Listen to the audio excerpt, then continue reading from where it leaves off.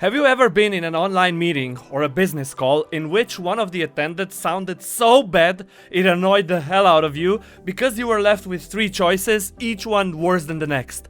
You could either ask them to repeat themselves, ignore the words you didn't understand, or awkwardly nod in hopes you didn't miss anything important. And I'm not blaming these people, don't get me wrong.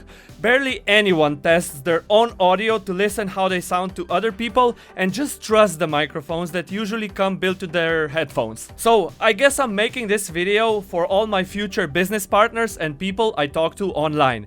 Instead of asking them to repeat their sentence for 100th time and apologizing for not understanding them, I'll simply send them this video and reschedule the call for once they've seen it. When it comes to differences between professional and consumer microphones, the latter usually come either built into the headphones or even wireless IEMs such as AirPods Pro. But the one thing they all have in common, if they're not wireless that is, that they plug into your computer via the USB cable. On the other hand, professional microphones, even the entry-level ones, comes as standalone devices with a connector like this. It's called an XLR connector, which you can't simply plug into the computer. Instead, you need an audio interface, which in its core is just an amplifier and an analog to digital converter. The audio coming from the microphone through the XLR cable is analog, and the audio leaving the device to the computer, most often through the USB cable, is, you guessed it, digital. Now, one of the most common misconceptions about this kind of gear is that because it's meant for more professional settings, surely it's much more expensive, right?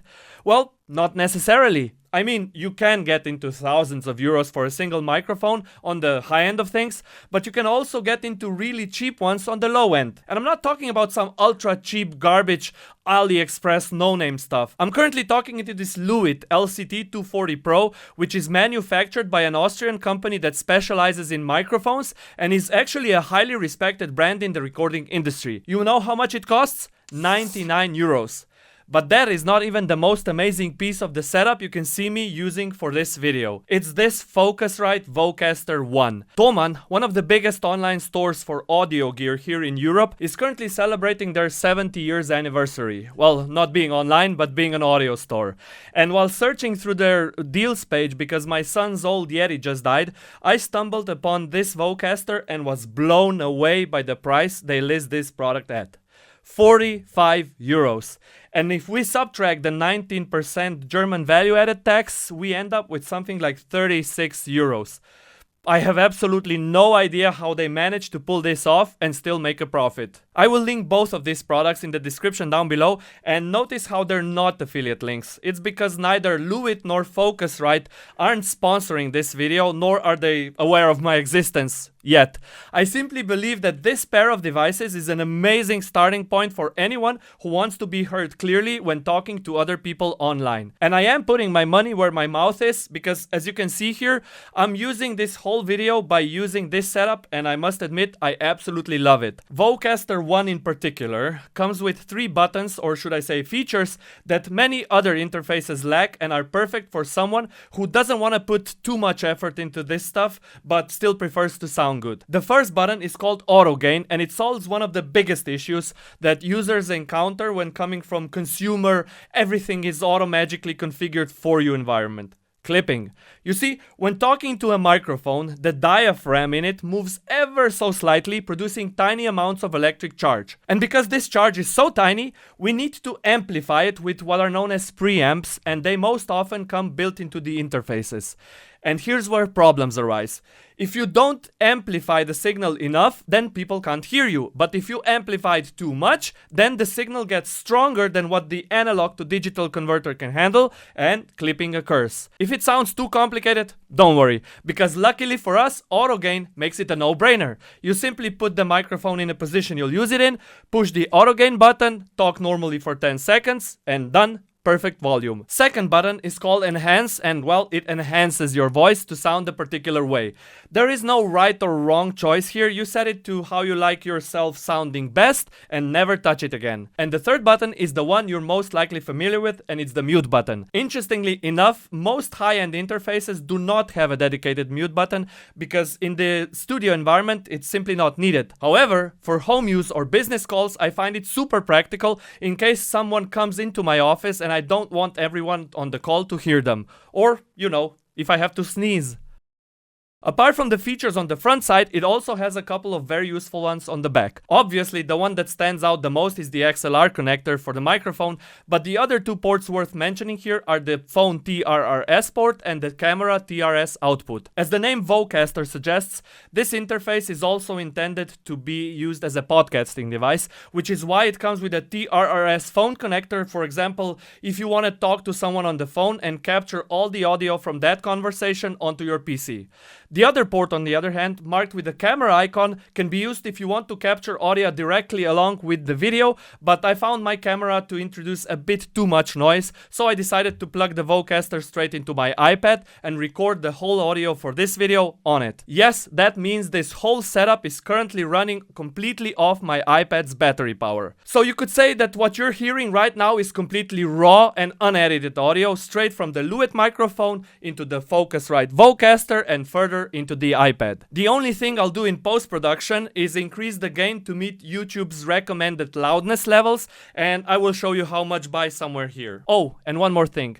This Lewitt is a side address microphone, meaning you speak into it from the side rather than from the top.